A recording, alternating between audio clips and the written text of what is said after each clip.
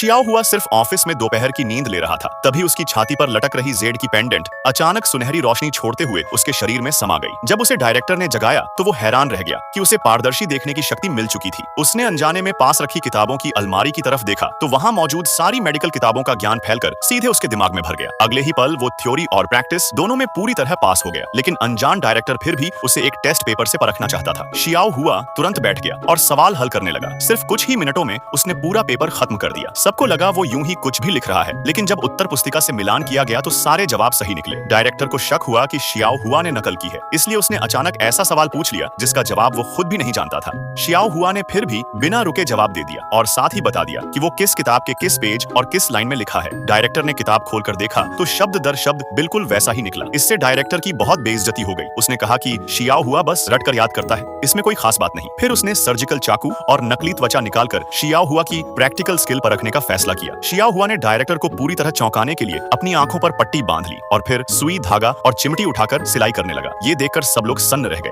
क्योंकि शियाओ हुआ ने सिर्फ 1 मिनट में सिलाई पूरी कर दी और टांके ऐसे थे जैसे मशीन से छपे हों, एकदम बराबर दूरी पर। फिर भी डायरेक्टर बोला कि अस्पताल को ऐसे चालाक इंटर्न की जरूरत नहीं है और उसे तुरंत यहाँ से निकल जाने को कहा। शियाओ हुआ गुस्से में वहाँ से चला गया। उसने सोचा ऐसी जगह पर रहना भी बेकार है। तभी अचानक अस्पताल के डीन आ गए और सबको बताया कि लॉन्गटेंग ग्रुप के चेयरमैन चेन अपनी बहन को प्रेगनेंसी चेकअप के लिए लाने वाले हैं। क्योंकि ये अस्पताल चेन साहब के निवेश से बना है, इसलिए उनकी बहन का खास ख्याल रखना जरूरी है। डायरेक्टर ने तुरंत ये जिम्मेदारी एग्जाम में फर्स्ट आई वेन हुई को दे दी, लेकिन रास्ते में चेन साहब की कार का एक्सीडेंट हो गया। उनकी बहन पहले से ही उम्रदराज गर्भवती थी। इस झटके से उसका पानी टूट गया और उसे तेज दर्द होने लगा। खबर मिलते ही डायरेक्टर टीम के साथ मौके पर पहुंचा। जिम्मेदार डॉक्टर वेन हुई ने जांच की और डर के साथ बताया कि महिला को भारी ब्लीडिंग हो रही है और बच्चे को किसी भी वक्त दम घुटने का खतरा है। ऑन ऑपरेशन थिएटर ले जाना अब संभव नहीं है, यहीं तुरंत डिलीवरी करनी पड़ेगी। लेकिन उसी समय वहां से गुजर रहा शियाओ हुआ एक नजर में समझ गया कि मामला कुछ और है। वो तुरंत आगे बढ़ा और सबको रोकते हुए बोला कि महिला को सिर्फ ब्लीडिंग ही नहीं बल्कि बच्चे की पोजीशन भी गलत है। यहाँ सुविधाएं अधूरी हैं, अगर कुछ भी गड़बड़ हुई तो माँ और बच्चा दोनों की जान खतरे में पड़ जाएगी। लेकिन किसी ने उसकी बात नहीं सुनी। डायरेक्टर बोला कि वो एक निकाला गया इंटर्न है और उसे यहाँ बोलने का कोई हक नहीं है। फिर वेनहुई को डिलीवरी जारी रखने को कहा गया। थोड़ी देर बाद महिला की दर्द भरी चीख सुनाई दी और ब्लीडिंग और भी ज्यादा बढ़ गई। चेन साहब ने घबराकर पूछा कि क्या हो रहा है। वेनहुई ने कहा कि ये डिलीवरी से पहले की सामान्य स्थिति है। तभी सहायक ने देखा कि बच्चे का एक पैर बाहर आ गया है। चेन साहब ने राहत की सांस ली, उन्हें लगा खतरा टल गया। लेकिन अगले ही पल सहायक को कुछ गलत लगा। बच्चे का सिर्फ एक ही पैर बाहर आया था, दूसरा पैर पेल्विस में फंस गया था और बाहर नहीं आ पा रहा था। चेन साहब ने घबराकर वेनहुई से कोई उपाय करने को कहा, लेकिन ये गंभीर कठिन प्रसव था और वो खुद नहीं जानता था कि क्या करे। चेन साहब गुस्से से आग बबूला हो गए और बोले कि अगर उनकी बहन को कुछ हुआ तो वो वहां मौजूद हर इंसान से जान का हिसाब लेंगे। इसी नाजुक पल में शियाओ हुआ आगे आया और बोला कि उसके पास तरीका है। सब्सक्राइब कर लो, जल्द ही अगली वीडियो आने वाली है।